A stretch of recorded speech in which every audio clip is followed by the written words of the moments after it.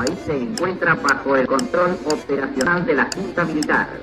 Se recomienda a todos los habitantes el estricto acatamiento a las disposiciones y directivas que emanen de autoridad militar, de seguridad o policial, así como extremar el cuidado en evitar acciones y actitudes individuales o de grupo que puedan exigir la intervención drástica del personal en operación. Firmado Jorge Rafael Videla, Teniente General, Comandante General del Ejército. Emilio Eduardo Acera, Almirante, Comandante General de la Armada. Orlando Ramón Agosti, Brigadier General, Comandante General de la Fuerza Aérea. Creo que para comprender cabalmente lo que nos ocurrió como nación y como sociedad entre el 76 y el 83, hay que necesariamente involucrar tres ideas fuerza que están fuertemente implicadas una con otra, que son la idea de dictadura cívico-militar, la idea de terrorismo de Estado y la idea de proceso de reorganización nacional. Y creo que la más importante, o la que le da sentido a todo el proceso, es la primera, la dictadura cívico-militar. A partir de las investigaciones de la CONADEP, a partir de los juicios a las juntas, a partir de las investigaciones periodísticas y de algunas organizaciones de la sociedad civil como el Centro de Estudios Legales y Sociales, a partir de la investigación de algunas instituciones académicas como Flaxo, a partir incluso de las investigaciones que se llevaron a cabo desde la subgerencia de derechos humanos, del Banco Central, a partir de lo que condensó, si se quiere, en la conformación de la Comisión Bicameral en el Congreso de la Nación de identificación de complicidades financieras y económicas con la última dictadura, se logró establecer que lo que ocurrió realmente durante esa dictadura no fue una sociedad coyuntural o una confluencia de intereses esporádica entre sector financiero y económico y juntas militares, sino que en realidad la verdadera conducción y el verdadero gobierno estaba ejercido por el sector financiero y económico, el establishment en la República Argentina. Esto es tan así que creo yo que el proceso que comenzó en el año 76 todavía no ha concluido y está desarrollándose con características similares, pero con otra base de sustentación política y social. En realidad, si uno recorre la lista de beneficiarios de las medidas económicas y financieras de esa última dictadura, va a encontrar las mismas empresas y los mismos apellidos. Va a encontrar a Bujibor, va a encontrar a Roca, va a encontrar a Soldati, va a encontrar a Macri, va a encontrar a los Anzorrey, a los Menéndez Betti, a Anchorena, Martínez de Oz, etcétera, etcétera. Ese sector va a encontrar las mismas empresas, ¿no? Ledesma, papel prensa con Clarín y con La Nación, va a encontrar Techint, va a encontrar Pescarmona, va a encontrar Ford, va a encontrar Mercedes-Benz, va a encontrar los mismos bancos que están operando en la República Argentina.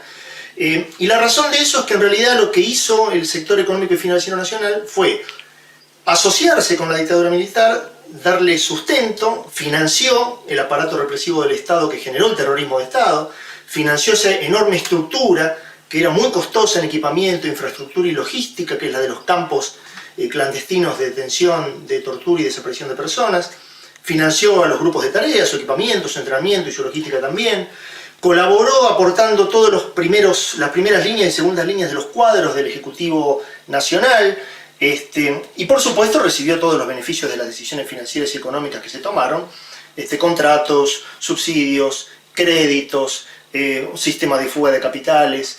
No es para nada casual que los paraísos fiscales, las cuevas fiscales como la de Panamá, hayan surgido también en la década del 70 y que las empresas y familias que hoy se descubre a través de los Panama Papers que tienen cuentas y empresas en esas cuevas fiscales sean las mismas que soportaron económica y financieramente a la dictadura.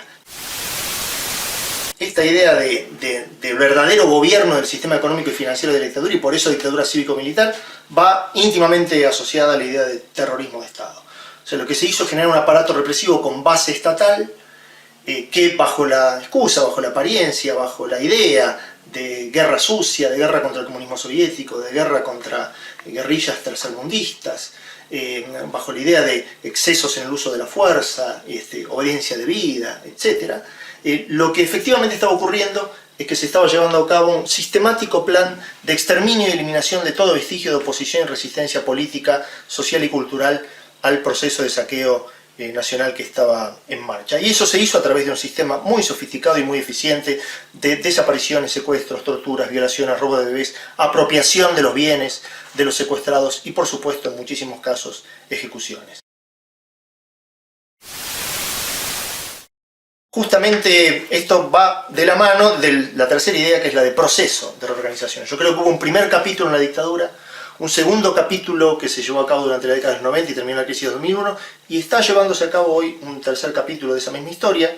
Los documentos que evidenciaban cuál era el proyecto del FMI, del Banco Mundial, de la Comunidad Económica Europea, se transformaron a fines de los 80 en el Consenso de Washington, y está en marcha ahora a través de la Secretaría de Estado norteamericana y la comunidad, la Unión Europea, que hoy en día, digamos, con una diferente base de sustentación política y social y en democracia, ha logrado consolidar un proyecto económico y financiero más o menos parecido al de la dictadura, que consiste básicamente en endeudamiento externo, fuga de capitales, apertura indiscriminada del mercado interno al comercio mundial, desindustrialización, vaciamiento de las instituciones de investigación científica y tecnológica, desarticulación del sistema educativo y, por supuesto, desarticular las organizaciones sindicales y lograr abaratar y flexibilizar el trabajo argentino.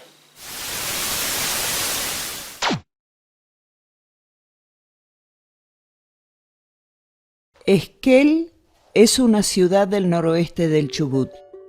Surgió fundamentalmente por iniciativas estatales y el aporte laboral y capitales de numerosas familias inmigrantes, en especial españolas e italianas. Como fue usual en Patagonia, los sectores indígenas no recibieron tierras y fueron permanentemente desplazados. Sin industrias ni desarrollo de clase obrera, como Trelew o Comodoro Rivadavia, la ciudad vive de la administración pública, el comercio y algunos servicios, en especial del turismo. El mayor movimiento social de protesta vivido por los esquelenses ha sido el rechazo a la actividad minera, pretendida por más de una empresa y sectores políticos y económicos, locales y de la provincia. El punto de mayor tensión sucedió el 23 de marzo de 2003, un plebiscito ganado por más del 80% de los votos. En el Censo Nacional de 2010, la población no llegaba a 33.000 almas. En el de 1970, casi 14.000. En 1976, tendría poco más de 15.000 habitantes. En 2016, a 40 años del último golpe cívico-militar, la mayoría de los esquelenses desconocía los casos de detenidos desaparecidos de nuestra ciudad. Al menos 6 casos. Quizás aún mucha gente sigue desconociendo esta tragedia. Muchos dicen que en Esquel la dictadura no se sintió, o bien eso parecía estar muy lejos, e incluso aquí no pasó nada.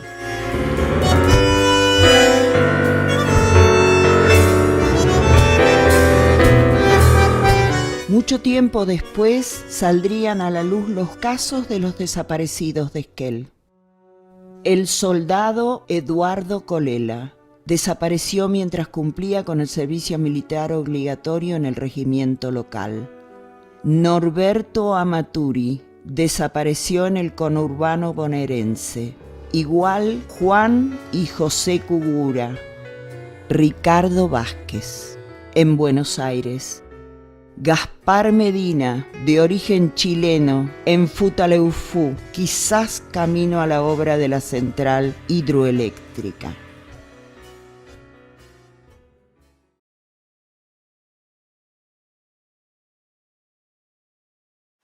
En esta tragedia hay víctimas y victimarios. Creemos que es necesario visibilizar a estas vidas que estuvieron vinculadas con la ciudad de Esquel. Fueron 6 militantes, Nosotros no hacemos juicios, ni opinamos sobre su rol político ni su militancia, pero sí ponemos el acento sobre la tragedia que desató la dictadura genocida sobre ellos y su familia.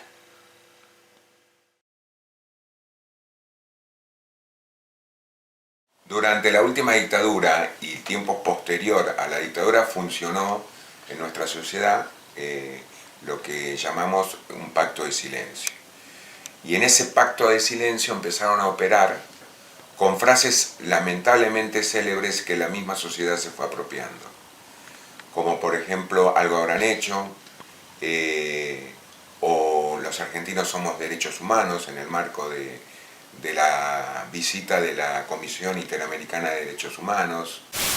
Alegres, fuertes y sanos, los argentinos somos derechos humanos.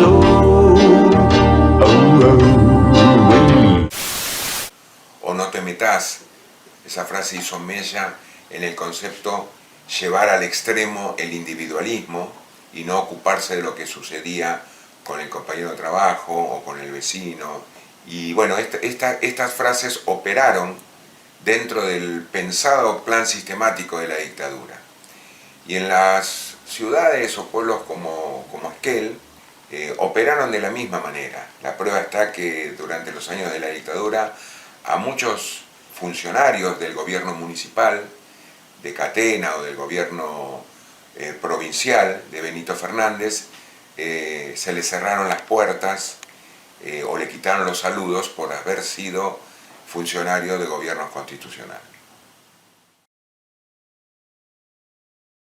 La Red por la Identidad de Esquel forma parte de la extensión que necesariamente establecieron las abuelas para ponerse en contacto con las personas que duden de su identidad y sean probablemente nietos que ellas están buscando. En estos 10 años, la Red por la Identidad ha encarado 2 actividades fundamentales. Una es el trabajo en la memoria. Había como una desmemoria y un olvido acerca del sufrimiento que se había producido en la comunidad, de los miedos instalados, y esto nos fue dando sorpresas a lo largo de estos 10 años. Incluso de personas que nosotros no sabíamos que habían desaparecido. La búsqueda de datos sobre las personas que pretendían justamente buscar su identidad, que sospechaban de que fueran hijos de desaparecidos, y también los familiares de los desaparecidos, porque se hizo una extracción de sangre de algunos familiares y se colaboró con antropología forense. Fueron 6 militantes.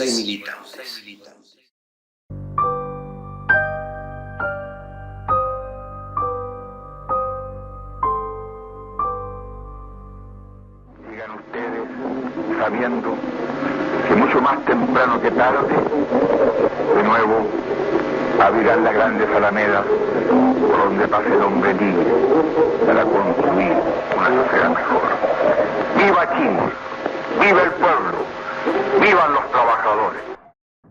A través del trabajo de memoria que no solo se hizo en Esquel, sino también en toda la provincia, llega a nosotros esa información por la Secretaría de Derechos Humanos, que en ese momento, desde Rawson, nos informa sobre este caso. Era militante del Partido Socialista en Concepción, Chile. Trabajaba en una petroquímica cuando fue arrestado en septiembre de 1973.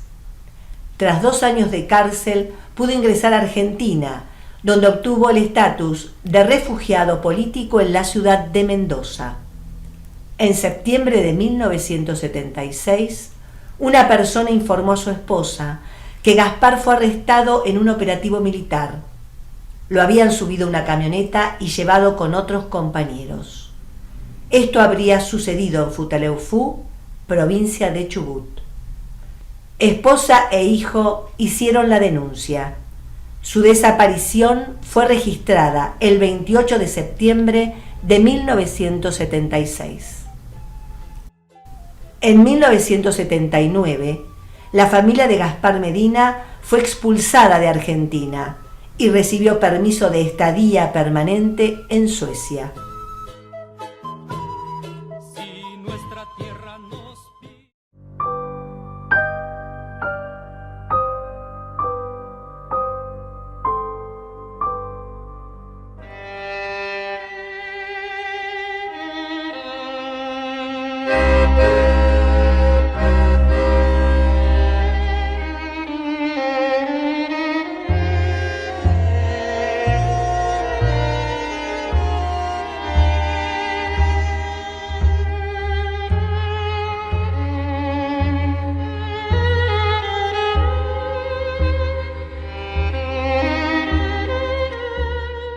Elisa Elvira Cayul nació en 1947 en Trevelin.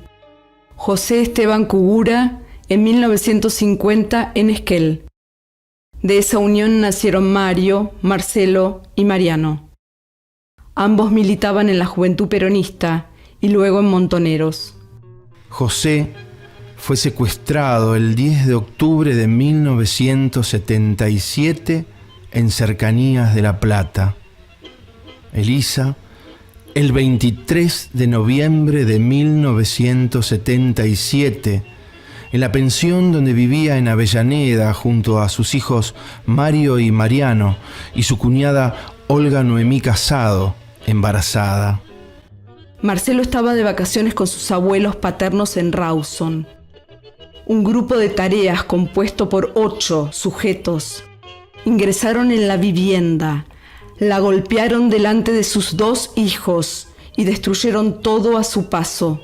La llevaron ensangrentada. Su hijo mayor, Mario, la vio así por última vez. Él y Mariano recién fueron devueltos a la familia a comienzos del Mundial 78. Juan Oscar Cugura nació en 1946 en Esquel y de chico se mudó a Rawson.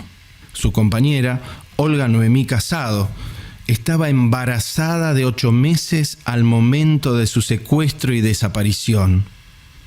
Juan fue secuestrado en Avellaneda el 11 de octubre de 1977, un día después que su hermano.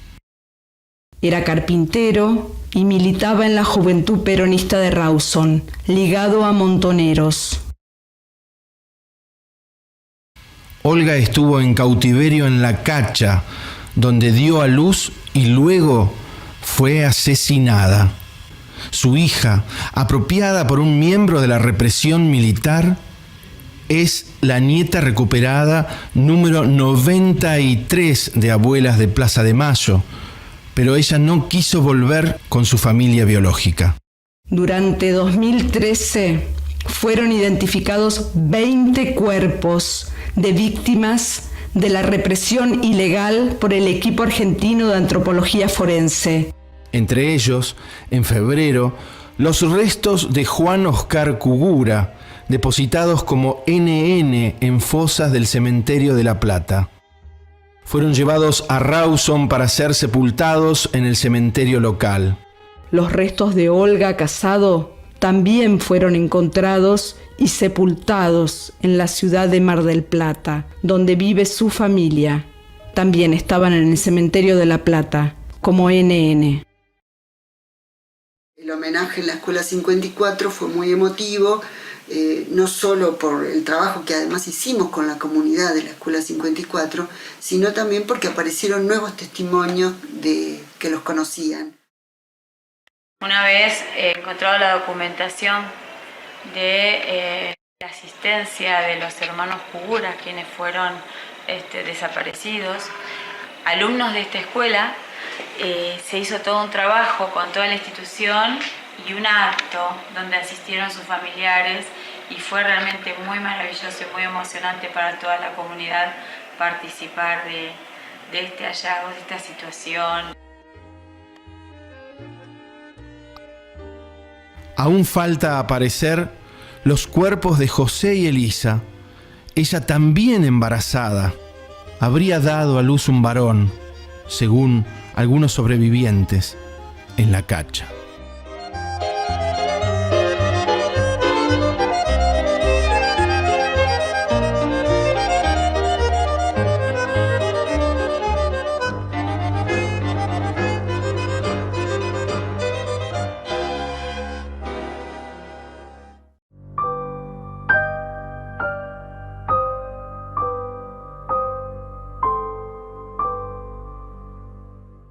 Eduardo logró su título de maestro mayor de obras en el Colegio Industrial de Mar del Plata. También era jugador de básquet del Club Peñarol. Militaba en la Unión de Estudiantes Secundarios, formando parte del centro de estudiantes de su colegio y luchando por el boleto estudiantil. Fue incorporado al servicio militar obligatorio en el regimiento de Esquel, donde llegó a ser nombrado dragoneante. A poco de acceder a la baja, fue secuestrado y desaparecido. El 10 de noviembre de 1976, un grupo de civiles armados allanó el domicilio familiar buscando a Eduardo. Al enterarse que era soldado en Esquel, se retiraron. Sorpresa, incertidumbre y temor. Los padres viajaron. El jefe del destacamento, teniente coronel Chercoles, les aclaró que el soldado había sido trasladado al comando del 5º Cuerpo de Ejército. Sin embargo, un capitán les confió que Eduardo había sido detenido por sospechoso. Algunos conscriptos agregaron que había sido trasladado encapuchado y esposado al aeropuerto de Esquel.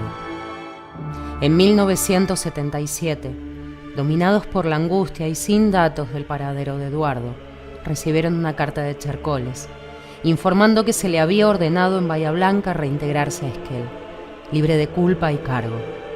Al no presentarse, se lo declaraba desertor.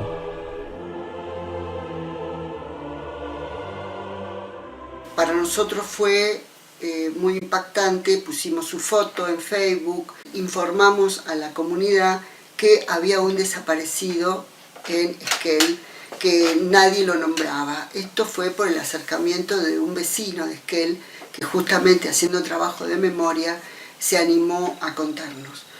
Hicimos una escultura, un monumento a su memoria a orillas del arroyo Esquel frente al regimiento, como una manera de reafirmar esa memoria con una placa que varias veces fue destruida. Eduardo Alberto Colela jamás apareció.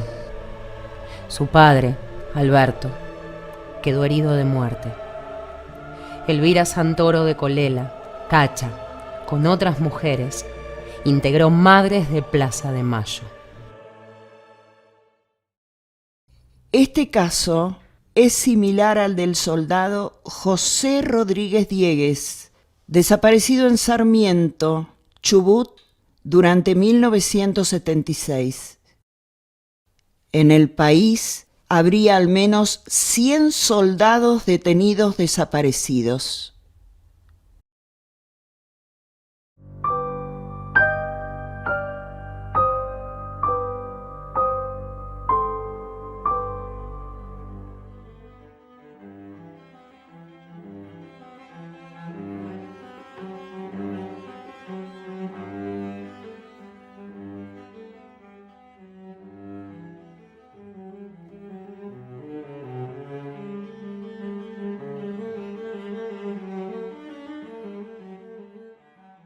Otro caso que se nos acercan es por dos vías.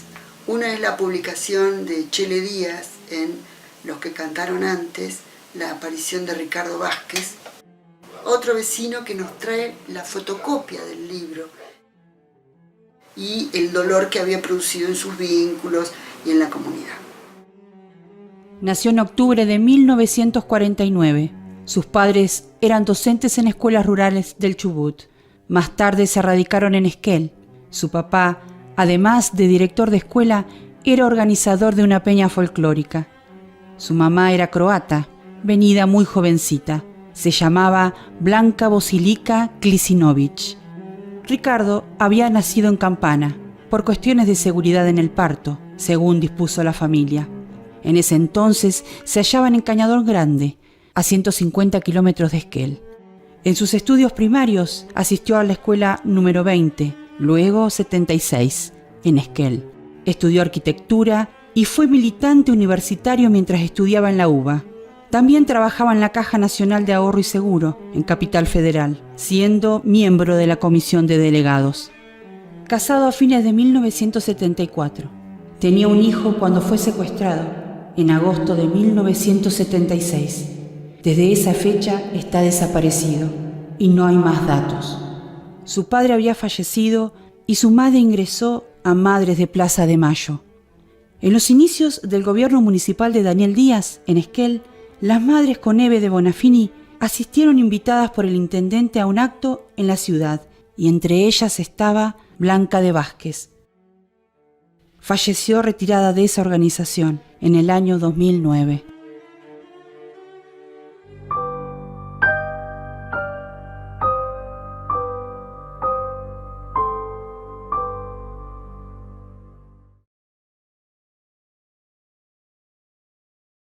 Nosotros veíamos que había una placa con su nombre, pero no hacía referencia a por qué estaba su nombre ahí. Es decir, que el vecino, el joven que pasaba por esa plazoleta no sabía por qué estaba. Entonces nosotros lo que creímos necesario era poner una placa con la identificación de la fecha en la que había sido secuestrado y las razones, es decir, su pertenencia política. Norberto Félix Amaturi Daer, oriundo de Esquel, nacido en 1951. Se radicó en Córdoba para cursar estudios de medicina. Militante del PRT. En 1975 fue allanada su vivienda por efectivos policiales.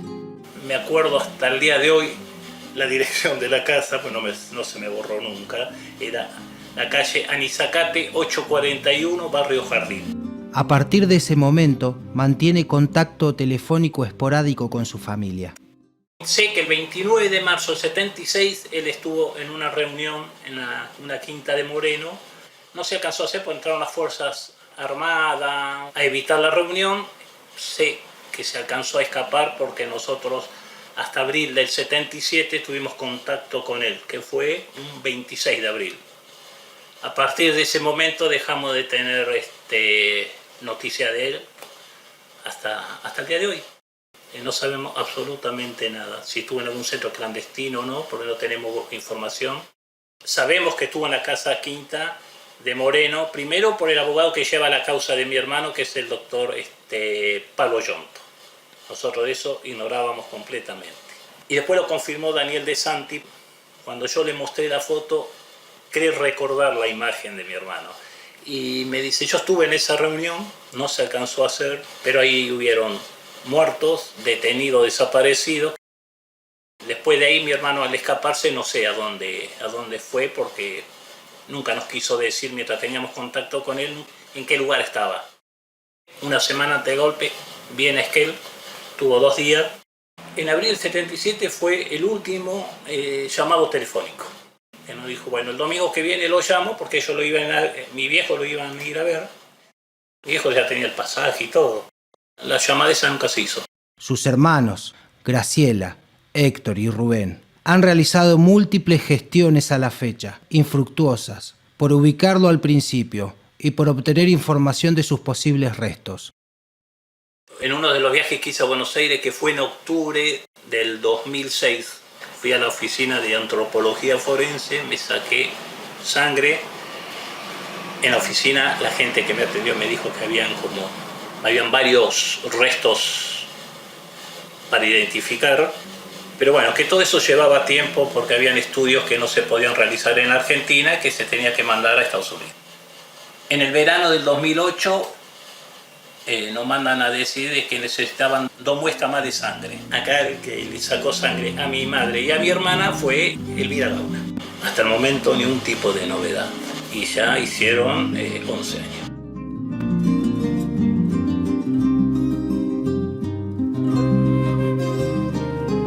Y ojalá que algún día tengamos noticias. Ya me refiero a que se encontraron sus restos. Porque yo decía, bueno, está bien, hay varios cuerpos o varios restos sin reconocer. Espero que alguno de ellos sea el de mi hermano. Aunque duela mucho, pero es una tranquilidad que vamos a tener. Sobre todo para ella, que cada vez que pasan los años se hace más difícil vivir. con este dolor que lleva, ¿no? Y ella siempre nos dice, yo me voy a morir de mi hijo, nada. En el colegio 713 de Esquel se decidió imponer su nombre a la biblioteca.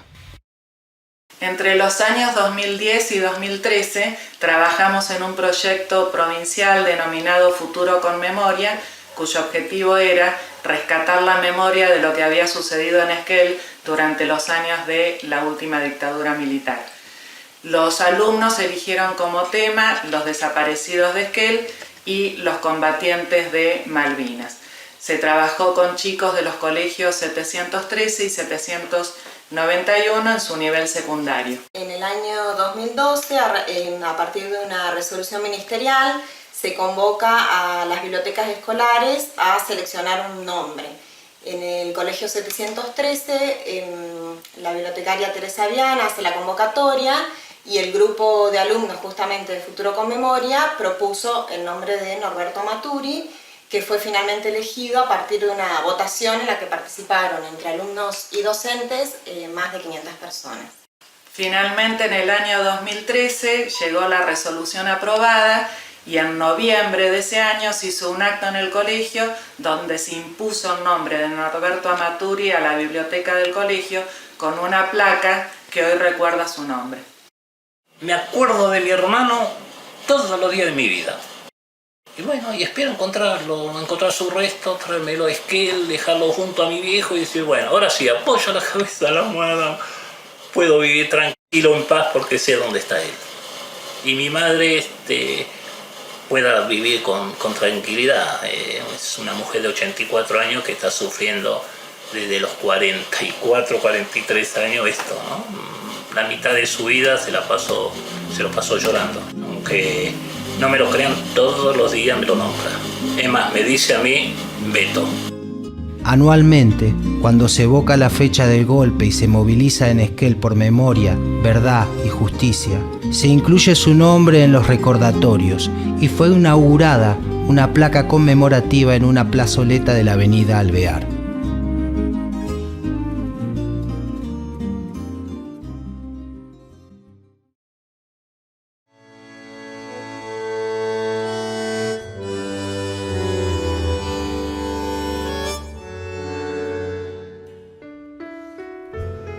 Los casos presentados no son los únicos en la provincia del Chubut. Lamentablemente, numerosas detenciones y torturas seguidas de muerte o desapariciones completan una lista macabra cuyos nombres esperan aún que se haga justicia. Que sus captores, torturadores y asesinos sean juzgados con la ley en la mano, sin la impunidad con que ellos actuaron. Ni olvido ni perdón, solo justicia.